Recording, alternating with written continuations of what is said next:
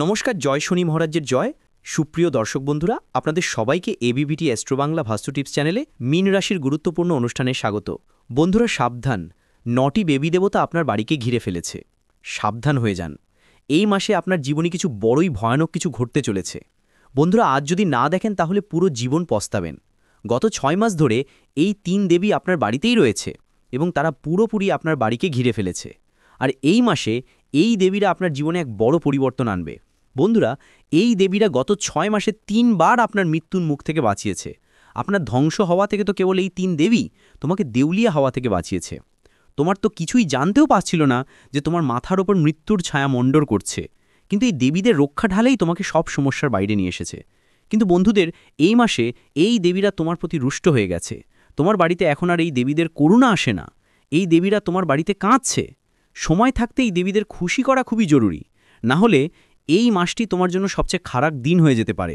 আজকের ভিডিওতে আমি তোমাদের একটা খুবই গুরুত্বপূর্ণ তথ্য জানাবো যা আপনার চোখ খুলে দেবে। শুনো বন্ধু, তোমাদের ঘরে অনেক দেবতা দেবী আছেন যারা বহু বছর ধরে তোমাদের পুরো পরিবারকে রক্ষা করে আসছেন, কিন্তু তুমি বুঝতে পারো না। তুমি বন্ধু অনেক সরল। বন্ধু বিশ্বাস করো বা না করো, আজকের এই ভিডিওতে আমি তোমাদের এমন কিছু প্রমাণ দেখাবো, এমন কিছু শিহরিত করে দেওয়ার মতো তথ্য দেব যেগুলি শুনে তোমার চোখ চওড়া হয়ে যাবে। তুমি বলবে গুরুজি ভালো হয়েছে, মা লক্ষ্মী আপনার বাসায় পা রাখুক, কিন্তু লক্ষ্মী তো আগেই আপনার বাসায় থাকেন। হ্যাঁ ঠিক তাই, আর সেই লক্ষ্মী আপনার কাছ থেকে একটু রেগে আছেন। বন্ধুদের তাকে খুশি করা খুবই জরুরি। দেখুন, গ্রহগুলোর মধ্যে সবচেয়ে বড় গ্রহ হলো গুরুজি। হ্যাঁ বন্ধুরা, তারপর আসে শনিরাজ, যিনি আমাদের কর্মফলের দায়ী। ঠিক তেমনি দেবতাদের মধ্যে যদি সবচেয়ে বড় শক্তি থাকে তবে সেটা হলো আপনার পরিবারের দেবদেবী, যারা সব সময় আপনাদের রক্ষা করেন। বন্ধুরা আর আপনি ওদের ভুলে যাচ্ছেন, কিন্তু আজকের এই ভিডিওতে আমি এমন একটা গুরুত্ব তথ্য দেব যা জানার পর আপনার জীবনের সব ঝামেলা দূর হয়ে যাবে। আমি জানি বন্ধুরা, গত কয়েক বছর ধরে আপনার জীবন অনেক সমস্যা নিয়ে কাটছে। বন্ধুরা তোমরা সবসময় শুধু টেনশনেই ভুগছ, সমস্যার সাথে লড়াই করছো, রাতেও ঘুম আসছে না আর আরামও পাচ্ছ না। কেউ তোমার অনুভূতিগুলো বোঝে না। শেষ পর্যন্ত কেন এত কিছু তোমার সঙ্গে হচ্ছে? কারণ তোমাদের ঘরে থাকাই 3 দেবী তোমাদের নিয়ে রুষ্ট। বন্ধুরা যখন আমরা এই 3 দেবীকে খুশি করব, তখন তোমরা তোমাদের জীবনে যতই সমস্যা থাকুক না কেন সব চিরতরে দূর হয়ে যাবে। দেখো, তুমি হয়তো বুঝেছ যে প্রতি বছর এই মাস আসার সময় এর আগেই তোমার করে ঝগড়া শুরু হয়ে যায়। কখনো স্বামীর সঙ্গে দূরত্ব চলে আসে, কখনো ঘরের বড়রাও লড়ে যেতে বসে, ছোটখাট বিষয় বড় ঝামেলায় পরিণত হয়। কখনো কখনো বন্ধুদের সঙ্গে উৎসবের আনন্দ চলছে, সবকিছু ভালোই চলছে, কিন্তু হঠাৎ করে একটা বিষাদ ঘর জুড়ে ছড়িয়ে পড়ে। পুরো ঘরটা যেন মন খারাপ করে ফেলে, সবাই মুখ খারাপ করে ফেলে। পরিবারের সবার মুখে মায়া থাকে না, বন্ধুদের সব উৎসবের মজা নষ্ট হয়ে যায়। এর কারণ কি? কারণ বন্ধুরা, যখন তোমার ঘরের দেবদেবতা পর্যন্ত যদি খুশি না হলে, তাহলে কি জন্য বাড়িতে আপনার খুশি থাকবে কি করে? আপনার বাড়ির প্রতিটা খুশি, বাড়ির প্রতিটা আনন্দ প্লান হয়ে যাবে। বন্ধুরা এই জন্যই প্রথমেই আপনাকে আপনার বাড়ির দেবতা দেবীকে খুশি করতে হবে, তারপরেই আপনার বাড়িতে খুশি আসবে, তারপরেই বাড়িতে আনন্দ ফিরে আসবে। না হলে এই উৎসবগুলো আপনার জীবনের সবচেয়ে বড় খারাপ দিন হতে পারে। বন্ধুরা আমি জানি আপনি টাকার অভাবের সঙ্গে লড়াই করছেন, আপনি প্রতিদিন নতুন নতুন সমস্যার মুখোমুখি হচ্ছেন। এটা সব কেন হচ্ছে?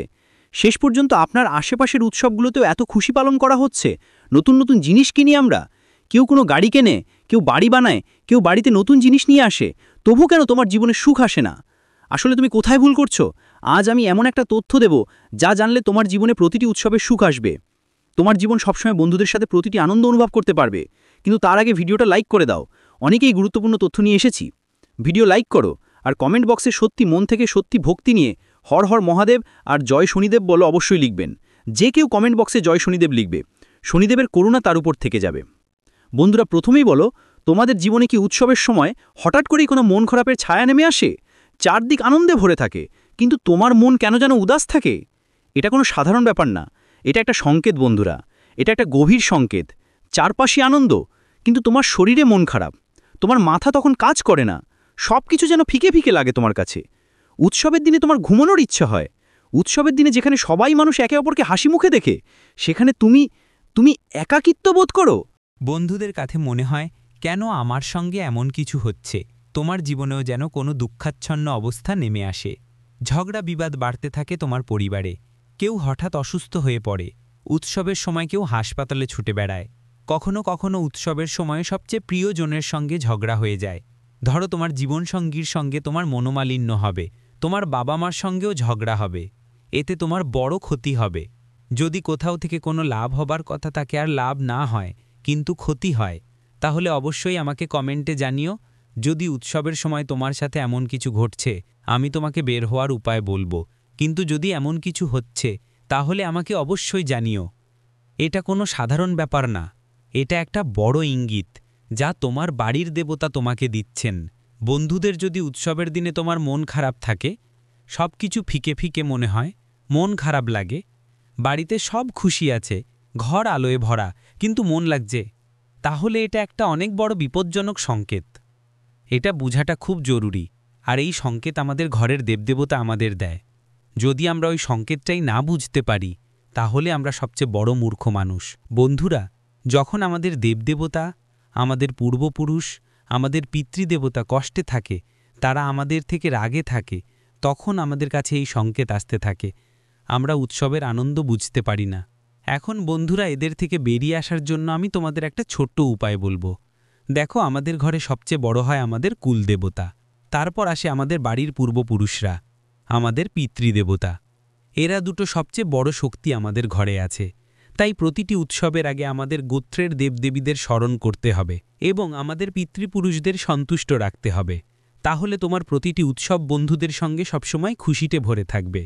উৎসব আসার আগেই তোমরা অনেক আনন্দ পাবে, টাকা পয়সাও তোমার হাতে আসবে, মা লক্ষ্মীর আশীর্বাদও থাকবে। কিন্তু যদি গোত্রের দেবদেবী রেগে থাকে, পিতৃপুরুষরা রেগে থাকে, তোমার ঘরের প্রধান শক্তিরা তোমার বিরুদ্ধে থাকে, তাহলে তোমার ঘরে না লক্ষ্মী আসবে, না কুবের দেবতা।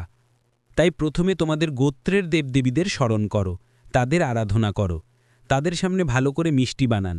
যখনই আপনি এই ভিডিও দেখবেন তখন থেকেই শুরু করে দিন।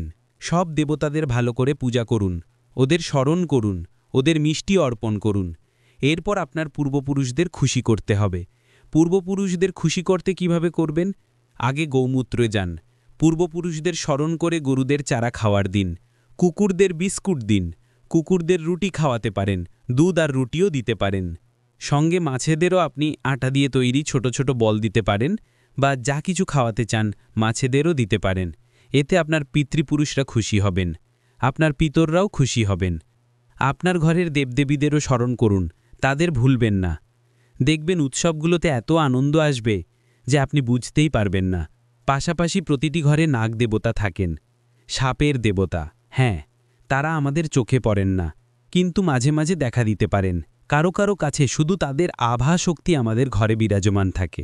তাই আমাদের নাগ দেবতা অর্থাৎ সাপের দেবতাকেও উৎসবের এই সময় স্মরণ করতে হবে, তাদের ভুলে যাওয়া চলবে না। না হলে বন্ধুদের মতো সাপের একটা আলাদা প্রভাব প্রতিটি মানুষের জীবনে পড়ে।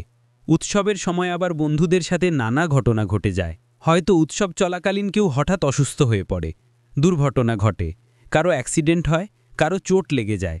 উৎসবের সময় এসব ঘটনা খুবই স্বাভাবিক, কোথাও ক্ষতি হয়, তাই সাপ দেবতাকে মনে রাখা জরুরি। তো আপনি কি করবেন? একটা পিয়ালা নিন, তাতে কাঁচা দুধ রাখুন এবং বাড়ির দরজায় রাখুন। কাঁচা দুধ রেখে দিন, 2টা আগরবাতি জ্বালিয়ে সাপ দেবতার নামে এবং তাদের কথা মনে করুন। এটাই করতে হবে আপনাকে। তারপর আপনার বাড়িতে সবসময় দেবদেবতা খুশি থাকবেন। এখন বন্ধুদের, গণেশজিকেও মনে করতে হবে। আপনি তো অবশ্যই গণেশজিকে মনে করবেন। কুবের দেবতাও আপনার প্রতি খুশি হবেন, লক্ষ্মীজিরও কৃপা হবে। দেখুন, যদি পূর্বপুরুষরা খুশি থাকেন তাহলে বাড়ির ঝগড়া কমবে আর বংশের উন্নতি হবে। হঠাৎ ব্যবসায় লাভ করতে চাইলেই কুবের দেবতাকে খুশি করুন, আর যদি কোনো কাজে সফলতা চান তাহলে গণেশজিকে মনে করুন। এটাই সবকিছু বন্ধুদের। এখন আমি কুলদেবী দেবতার প্রভাব বলি। দেখো, যদি কুলদেবীর পূজা না করা হয় তাহলে পরিবারে বারবার দুর্ঘটনা হয়, সম্পর্ক দূরত্বে চলে যায়, বাধা আসে। আর যদি পূজা করা হয়, সবসময় তাদের মনে রাখা হয়, তাহলে পরিবারে ঐক্য আছে, সুখ শান্তি থাকে, বংশ বৃদ্ধিও হয়। তো বন্ধুরা, এটাই বুঝে নাও, প্রায় শত্রুদের যে জেল্লা হয় তাদের কালো নজর আমাদের পরিবারের সুখের ওপর পড়ে। উৎসবের সময় বিশেষ করে যখন আমরা ভালো করে আনন্দ করছি, যখন আমাদের বাড়িতে রঙিন কাজ চলছে, তো বন্ধুরা, আমাদের জলা লোকদের চোখ যখন আমাদের বাড়ির রঙিন জীবনে পড়ে, তখন তাদের কালো নজর পড়লে আমাদের বাড়ির উৎসবের আনন্দ অসম্পূর্ণ থেকে যায়। আর তখন উৎসবের মধ্যে বড় বড় দুর্ঘটনা ঘটে। তাই শত্রুদের থেকে নিজেদের রক্ষা করা খুব জরুরি। কারণ উৎসবের আগেই অনেকেই আমাদের বাড়িতে আসে, কেউ প্রতিবেশী, কেউ আত্মীয়। এখন প্রতিটি প্রতিবেশী বা আত্মীয় তোমার প্রতি খুশি থাকবে না, সে তোমার উন্নতি দেখে ঈর্ষা করবে। তাই বন্ধুরা, হনুমান চালিসার পাঠ করতে একদম ভুলবেন না। আর বন্ধুদের হনুমানজির মন্দিরে যান আর সঙ্গে 11টা পানের পাতা নিয়ে যান। ওই পানের পাতার উপর শ্রীরাম লিখবেন সিঁদুর বা চন্দনের সাহায্যে। তারপর ওই 11টা পানের পাতার মালা বানিয়ে নিজের বাড়ির প্রধান গেটের ওপর তরুণের মতো টাঙিয়ে দিন। এর ফলে কি হবে জানেন? আপনার বাড়িতে যেসব শত্রু আসতে চাচ্ছেন, যেসব আত্মীয়রা আসবেন, তাদের খারাপ চোখ বা যে কোনো কালো প্রভাব আপনার ওপর পড়বে না। কেউ যদি কোনো টোটকা করে তারও কোনো প্রভাব আপনার ওপর পড়বে না।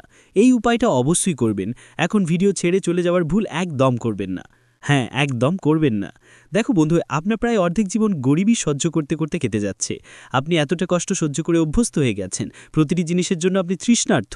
বন্ধু, প্রতিটা ছোট ছোট জিনিসের জন্য আপনাকে সব কিছু ঝুঁকি নিতে হয়। একটুখানি সুখের জন্য আপনাকে অনেক বছর পরিশ্রম করতে হয়। আর যখন আপনার পরিশ্রম ফল দেয়, তখন অনেক সময় সেই পরিশ্রম বিফল হয়ে যায়।